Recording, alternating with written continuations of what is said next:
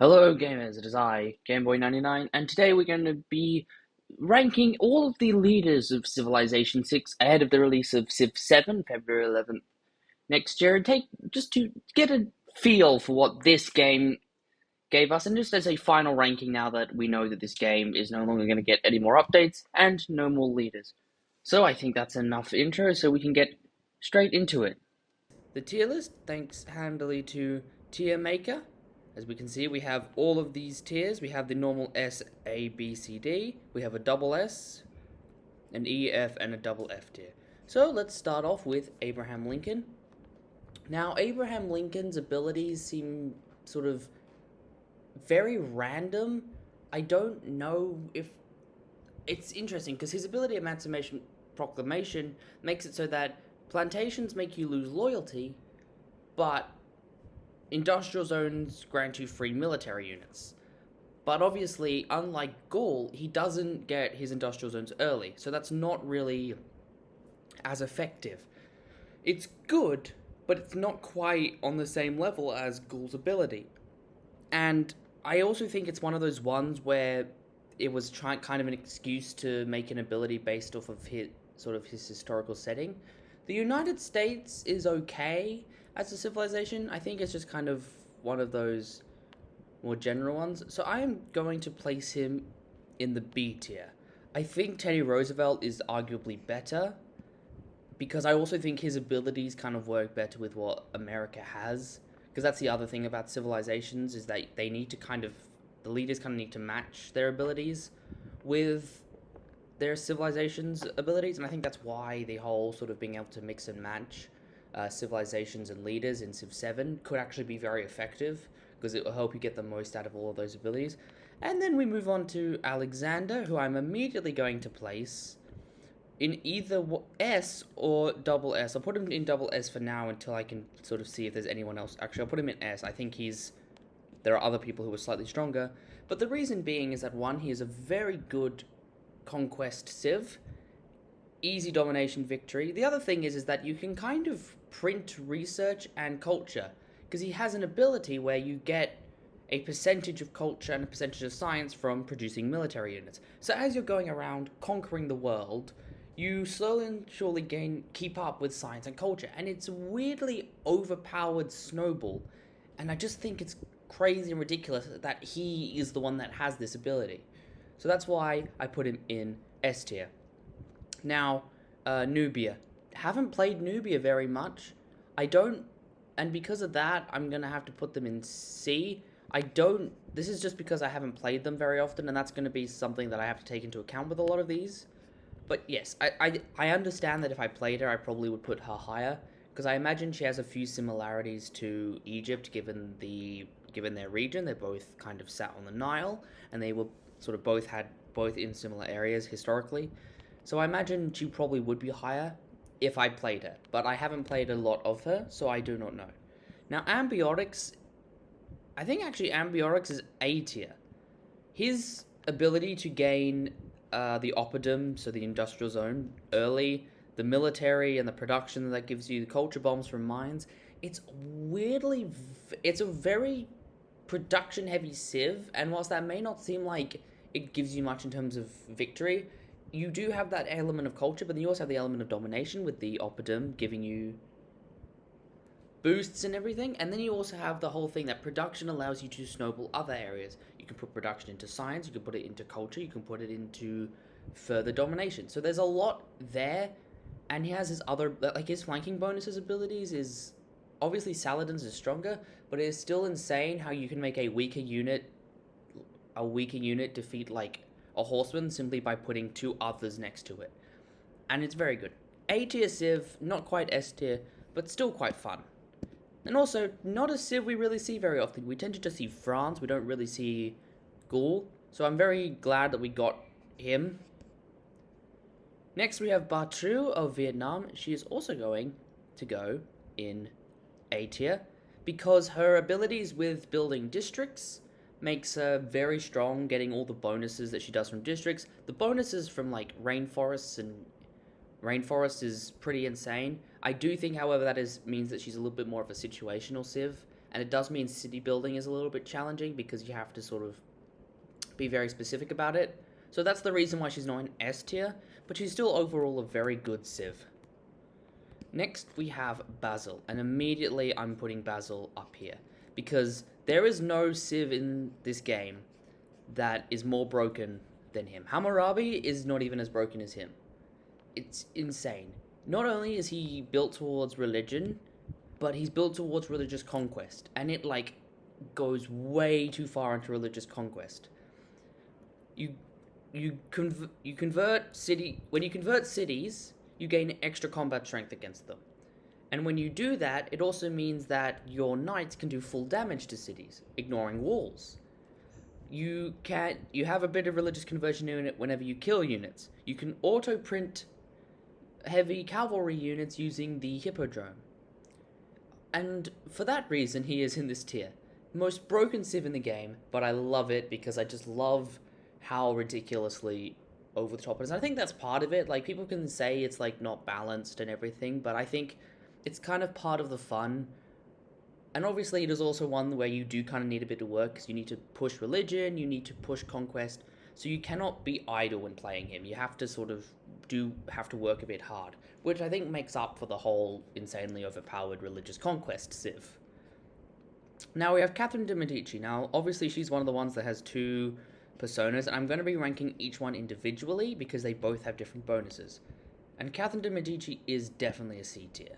She's not great. Rulzatan has her spy ability slightly better because she gets it slightly earlier, and other than that, her bonuses are kind of just normal. It's also one of those abilities where it doesn't really help you gain any movement towards a particular victory type, whereas a lot of the other ones here can help you with a lot of victory types. So she can't really do that. However, Magnifique is probably A tier because she has a bunch of bonuses to do with culture, and that is helpful, and that simple change makes her so much stronger than the Black Queen version. And it also just means that she has that thing that Black Queen doesn't, which is that she is more sort of focused on one particular victory type. So now we move on to Chandragupta of India. And once again, I don't really play as Chandragupta. I don't really play as India that much, but I've played as Gandhi, and I do like Gandhi. I think Gandhi is a very good Civ. I think it's one of those B tier ones where it's not quite as good as a lot of the other ones, but it's nowhere inherently bad. It can have its bonuses, and obviously Gandhi and Chandragupta both have a religious element to them. And I mean, religious victories are always challenging because you're having to compete against everyone else, a lot of other people's religions. And obviously there's that whole sort of thing, if you don't get a great profit, you're stuck. So that's why he's in B tier. Now we move on to Cleopatra. Now Cleopatra has two. She has the normal one, and then she has the Ptolemaic one. I think normal Cleopatra is probably A or B. I don't think she's quite at S tier, but I think she's slightly better than Catherine de' Medici's Magnifique. Mostly because you're getting a lot of bonuses from rivers, and she at least has some stuff more like culture-based stuff with building wonders and with the Sphinx, so it's a little better. But then the Ptolemaic Cleopatra is probably below that because you lose those bonuses. This is the thing about the changing of the personalities, is that you risk losing those bonuses. So that is one of the reasons why I think Ptolemaic Cleopatra is probably lower than the normal one. But obviously I haven't played as Cleopatra in a while, so I'm not entirely sure. But she is a good wonder-focused Civ, but there are better wonder-focused Civs in the game. Now we have Cyrus of Persia, and I don't know. I don't really play as Persia. I think it's because maybe I don't actually think he's that good. I just don't think his abilities... I mean, money is good, but then, like, money can only get you so far. Like, you can't... There's only so many things you can build with money, and obviously you can get, like, a lot of trade and a lot of deals and stuff, but I just think that maybe he needed a bit more. And this is the same thing that'll come up when I talk about Nader Shah, the other Persian leader. Dido... her abilities do nothing. Like the only interesting thing she has is the fact that you can move the capital to a city with a Kothon. But that doesn't do anything other than make your enemies slightly more annoyed that they can't win a culture victory. Or a domination victory, my bad. But yeah, I don't get it. It's ridiculous. And I just do not think it's very good. I do not think she is the best Civ to come out of this game. I think she needed a bit of work. But then again, not every Civ is going to be perfect. And obviously you can win with her. I just think it takes a lot more work than a lot of these people. Because these guys at least make it easy with their abilities, even if they need a bit of micromanagement. It takes a lot of effort to get a win with Dido. So now we move on to Eleanor of Aquitaine. We have the French version and the English version. I don't really know what so obviously they have the same ability. Their Civ ability just changes. So they can both go on the same level, and I think they're pretty high B tier. They have England. I think actually probably England's one is a bit higher because it's England's abilities. So England as a Civ is pretty good. I mean, their abilities with like loyalty and culture are okay. I just think they're kind of the middle tier of civilizations because their real power comes from what civilization they are, whether they are France or England. So obviously I think England's a bit better, but I just think in general they're maybe not the best Civ in the game. So now we have Elizabeth of England. I haven't played much of her. I haven't played much of the new leaders because I haven't, just for reasons I do not know. So I'm going to have to be realistic. Actually, I think I'll put her maybe in B tier, just because, once again, she has England's Civ abilities, and I think she has a trade ability with, like, a trade ability. So I think that works, I think, a little bit more with England's ability. So I'll put her at top of B tier, mostly because I haven't played her, but I think she's got some decent abilities. Frederick Barbarossa of Germany. Where to put you?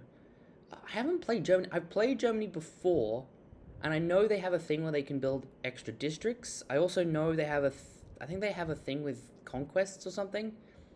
So I think maybe you're going to be A tier, because building extra districts is a big deal. The quicker you can start producing things, like imagine you build your first district is a campus, and then your second district is a theater square, and then your third district is a commercial hub. You've already got a ton of stuff there that can help you start to snowball. You can start, buying tiles. You can start, paying for the buildings in both of those districts. It even works when you're going, and then you obviously can get your unique district, which is the Hunza,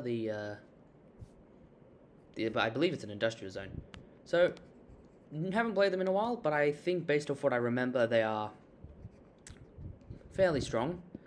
Gandhi of India, so obviously he goes above Chandragupta. I think maybe I'll put him, I think he's still in B tier. In fact, I will directly put him above Chandragupta. I just think it's, once again, the abilities maybe don't work as well, and just don't maybe have the same oomph as some of the other ones. But, I mean, obviously he's the most memed Civ, and I've kind of seen it a bit when I've played against him, but I haven't really played enough as him to really understand what he does. So next we have Genghis Khan. Genghis Khan is going to go into S tier because he's Genghis Khan. He gets insane bonuses to horsemen, and I mean, he's just fun to play as. It's fun to be Genghis Khan, it's fun to be the Mongols, it's fun to be horsemen and to ride around, just like ride around and everything, and like your cities may not develop as fast, but I don't think that really matters as long as you're able to produce units pretty quick. The most friendly Civ in the game, we have Samaria.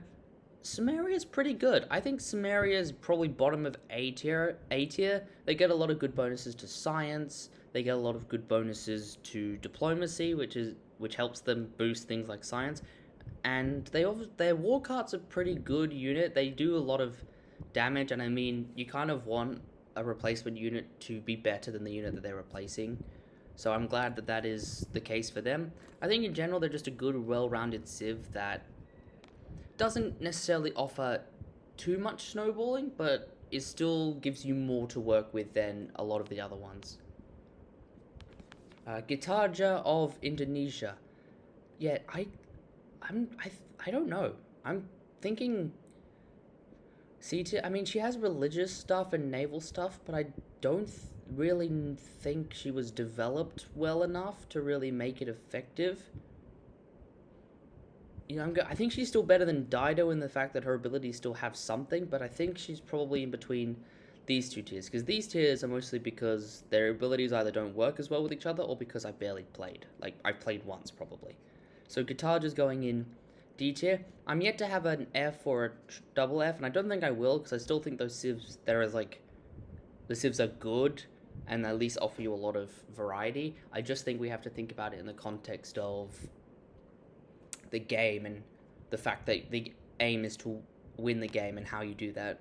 For Gorgo of Greece, sort of the military version of Greece,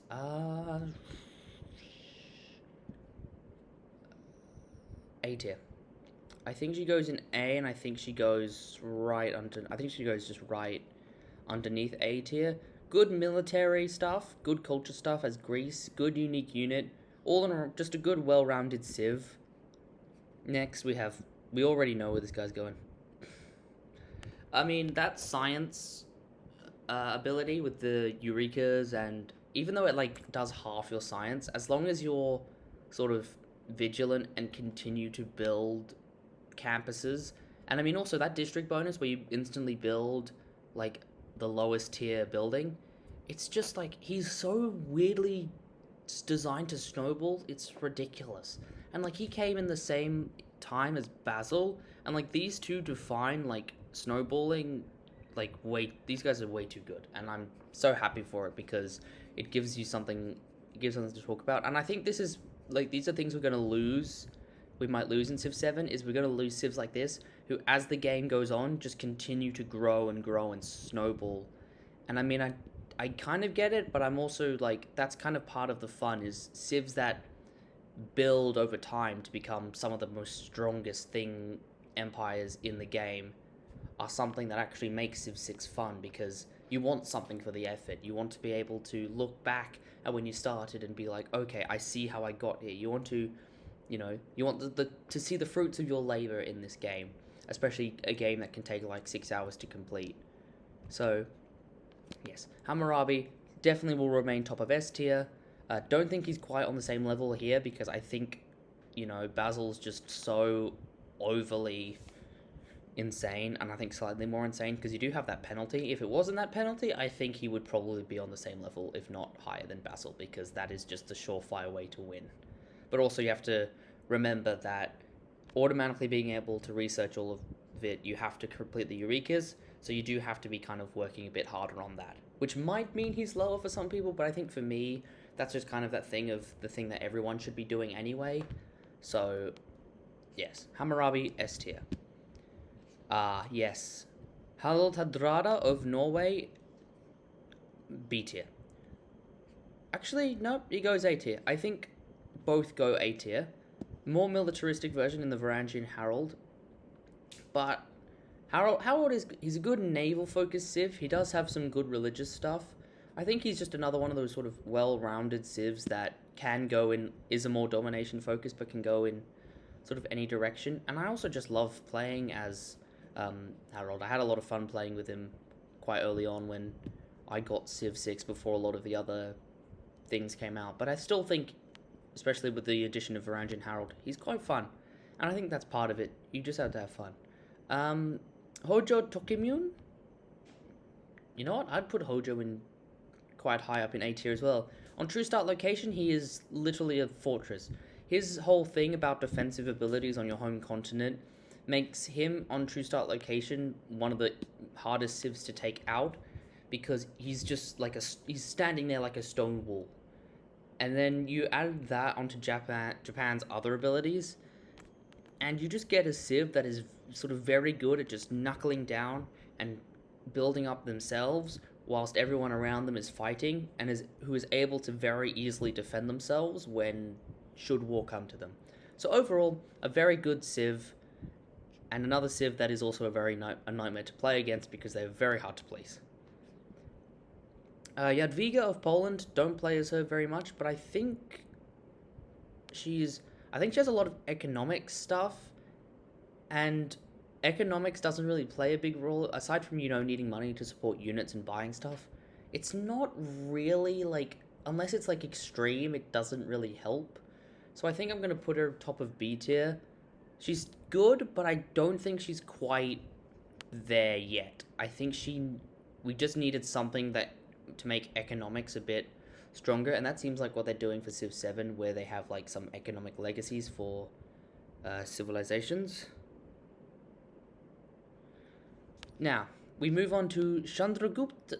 That's not Chandragupta. I can't remember his name. Javierman? Whatever, he's of the Khmer Empire. This may seem like a thing, but me and my friend have talked about this way too much. His abilities with his food just makes you able to snowball way too hard. Like, think about it. Food is what allows you to grow your population. Growing population gives you access to districts, meaning you are able to build districts quicker, meaning you can begin to snowball quicker. And that is something that is very underrated in Civ. Most people seem to forget that food production is what allows you to build districts, and districts in Civ 6 are what you need to win. I've seen people do things without cities, so that is possible, but in a normal game, districts are what are going to allow you to win. So now we move on to Zhao, and Zhao's actually very good because, like, even though he's economics focused in a way that's fun. You get just a ton of trade routes, a ton of very good trade routes. I'll just make a ton of money, meaning you can just bribe everything from everyone, buy everything, and I think that's what the economic focused civs like Jadwiga need, is something like that, something where you're getting enough out of it to the point that you can use it. Not where it's like just like 2 extra gold that will probably make no difference later on. But something like this where like everything you do gets money, basically. So actually I'm gonna put him a bit higher. Yeah, Zhao, very good Civ. I think he kind of goes under the radar a bit, but he's very good and I enjoy him.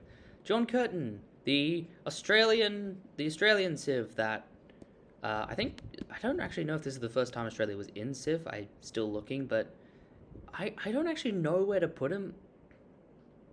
I think I'm going to put him like top of A tier, because once again, true start location, he's just sitting there with all of this stuff on his own island, and he can just build and build and build. He gets a ton of production, and he just builds. And I think that's something that people kind of underrate, is just the ability to kind of sit there and just build and be by yourself and build. And I like that about him. Also just, Australian, got to be somewhat patriotic here. Next we have Julius Caesar.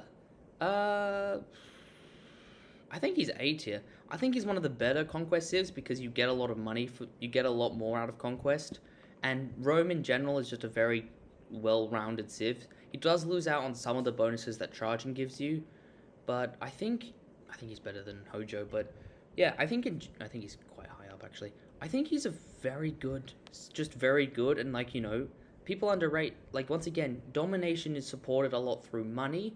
And him having all of those bonuses means you can kind of afford to keep going, and it keeps you out of situations like debt. So as long as you're, quite active and micromanaging combat hard, you can do a lot with him.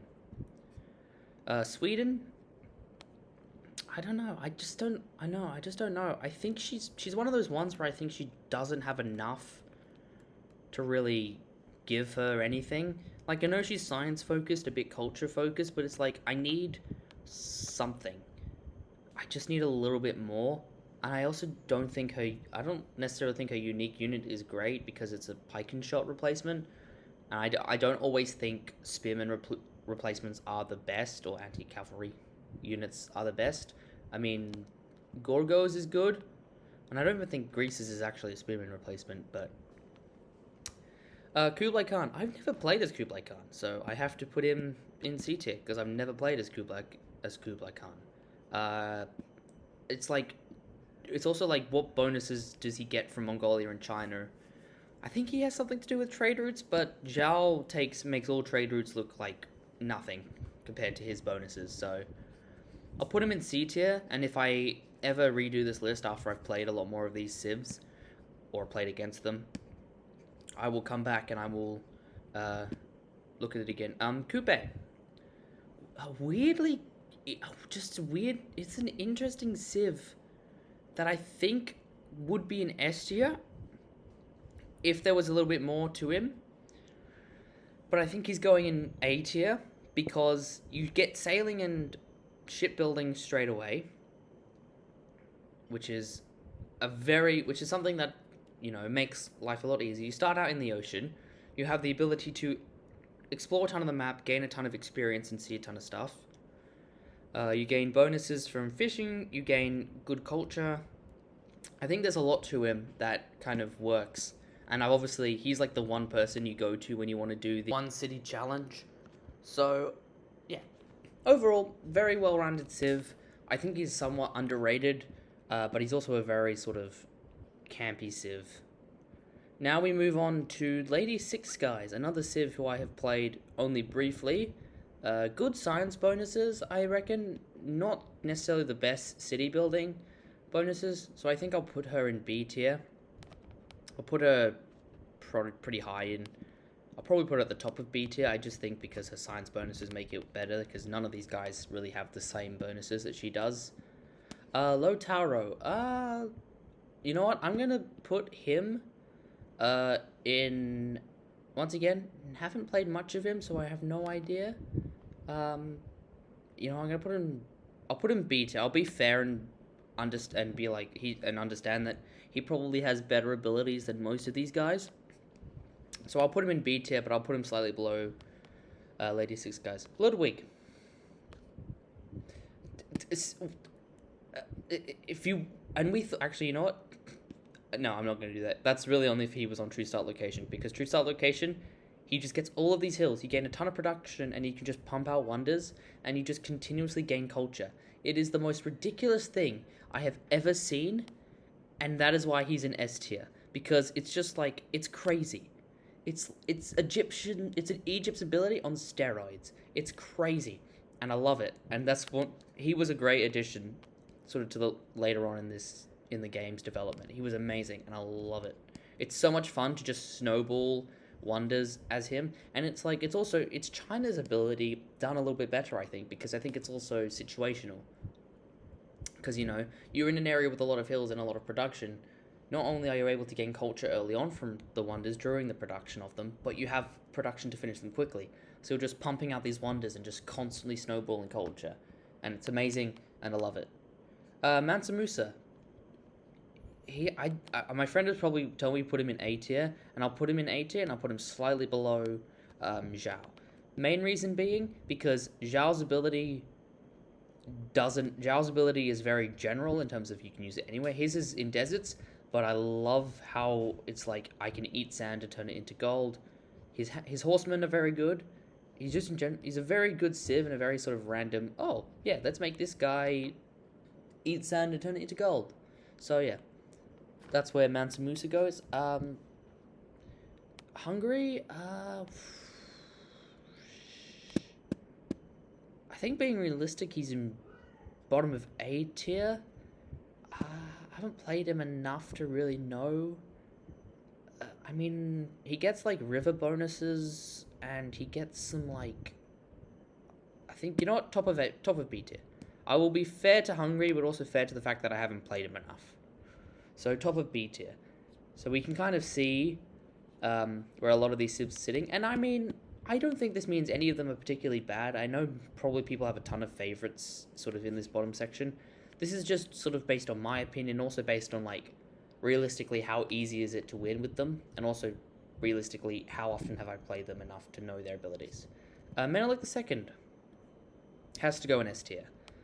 That sort of ability to turn faith into culture and science, coupled with the rock-hewn churches, the good bonuses on hills, and the good horsemen, he's in all a very well-rounded civ that I think, unlike these guys, is sort of, and I think kind of similar to Basil, he works a lot in favor of his ability. You are able to produce more faith in order to get more culture and science, and it's just very good. So next we have Montezuma. Montezuma, I think, is probably going to be A tier. Mm, he gains a lot of builders. He can turn enemy units into builders. Other than that, I don't know much about him. I'll put him like he'd probably go bottom of A tier. But I mean, he's fine. I mean, getting a lot of builders is good, but I think you have to be. But I'm just not really sure. But I think I'll put him in A tier for now. Next we have the Congo. I have a soft spot for him. He was the first Civ I ever played, but realistically, I have to put him in C tier because the ability to not make a religion makes it very hard to sort of actually do anything. Nader Shah of Persia, I'm going to put on the same level as Cyrus, just because I haven't played him enough, and also sort of same issues with Persia as I had with Cyrus. And then we have the other Congo leader. Can't remember her name, and I'm not going to try and pronounce it because I don't want to offend anyone. I think she's definitely better because she can actually have a religion. So I think I'm going to put her in B tier. I think I'll put her top of B tier. Let's go with that. Pachacudi, Hill Farms, just getting tons of bonuses. I would put him Javarman, but you know what? I'm going to put him sort of in the middle of this tier. Somewhere like here. He's actually very good. I think, food bonuses, mountain bonuses, all stuff that, we don't really get, that is all really useful and actually makes sort of stuff like that much more beneficial. Pedro II. Mainly for true star location, where he's basically surrounded by rainforests. So that is the main reason I'm putting him here, because obviously, true star location is actually an underratedly good way to play the game. So I'm putting him here because of that. And yeah, that's just it. That is the entire argument. His bonuses are very good.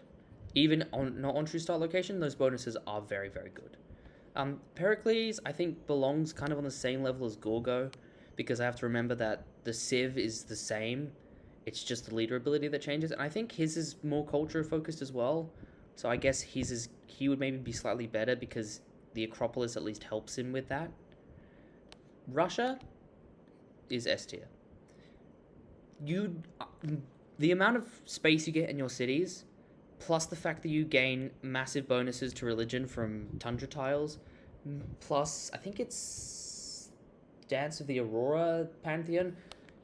This guy just snowballs religion as much as this guy. But this guy, it's ridiculous. I don't know why, and I love it. I've actually played as Russia on this channel. I didn't do a very good job because I was still learning, but I think if I was to do it again and I was to get him, I would do a much better job. I mean, obviously, it's all about sort of the location you started, but I guess I'd probably figure it out. I really want to go back and play Civ 6 for this channel one day before Civ 7 releases. Spain, I don't know, don't really like them. I don't think they're very good. I think, yes, they have religion and stuff, but religious focus and stuff, but I don't think they're very good. I think Carthage is still better. So I think D tier. Cree, I don't like their abilities. I don't think they're very good. I think there'll be some people would say like, oh no, their abilities are actually really good and stuff, and I'd be like, okay, but I mean I just don't think they're very good. Both Qin Shi Huang, I think is the name. Qin Shi Huang is definitely either top of B tier or bottom of A tier because he has good abilities, but he has a terrible unique unit. Unique unit. You know what? There's two of them. I'm gonna put one in bottom of A tier, one at the top of B tier. He gets the bonuses to wonders. He gets the Eurekas and the, what are they called? The Eurekas and the, what is this? I can't remember what the other one's called. He gets that small bonus. He gets the Great Wall, which is okay. It's just the unique unit lets him down. It's not a unit that is better than what it replaces, and that's something you need for a lot of unique units for them to actually be worth it. Ramesses, I think Ramesses is better than Cleopatra. Because of his wonder building stuff. I would arguably put him in S tier because of that, but I think I'll put him.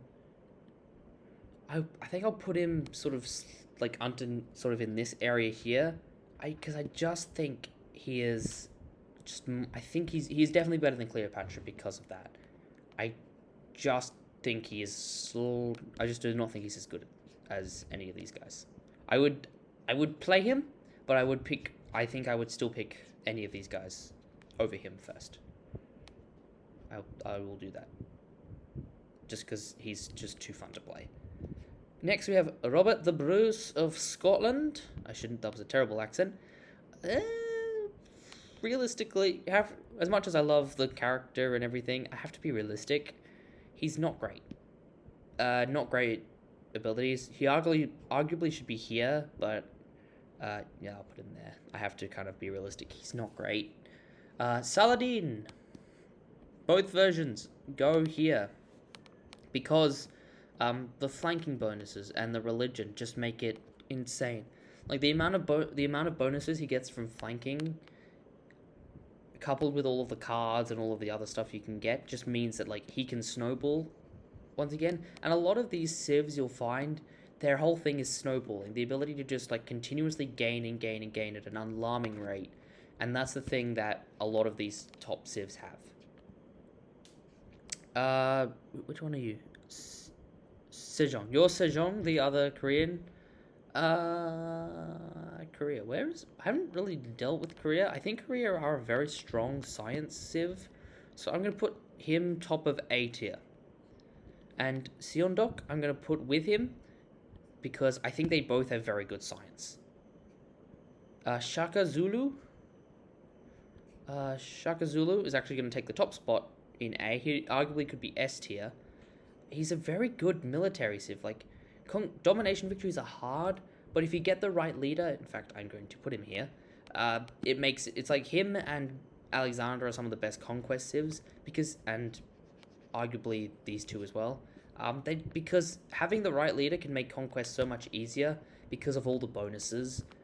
And I think that's one of the reasons why I would do Conquest Victory with a lot of the guys up here and not many of the ones down here. Because these guys make it easier. These guys, some of them would because it's like, oh, we can produce units.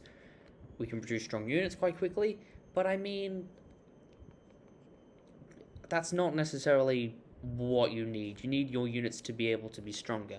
Producing 10 weak units compared to being able to sort of produce 2 incredibly strong units that will last like many, many turns is, I think, better. And and also, being able to just gain a ton of extra combat strength is what makes these guys so much easier to do conquest victories with. Simon Bolivar. Can't remember what he has. I think he's got a bunch of. I think he's A. I think he's quite a unique leader, so I'll put him below Hojo. He's quite a unique leader. He's got a lot of strengths. He's a conquest civ, so yeah, I think he's good for what he is, which is a conquest civ. Both of the Ottomans, I think, are in A. I'd probably put normal.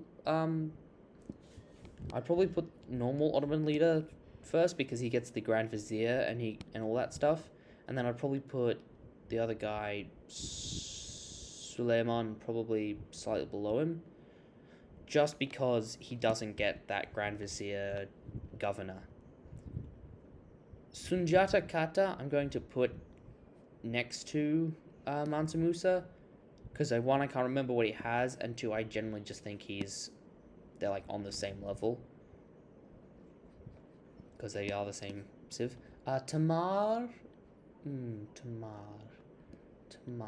I think Tamar's C. She has like good defenses and stuff, but that's not really something that's not everything. You need more than just that.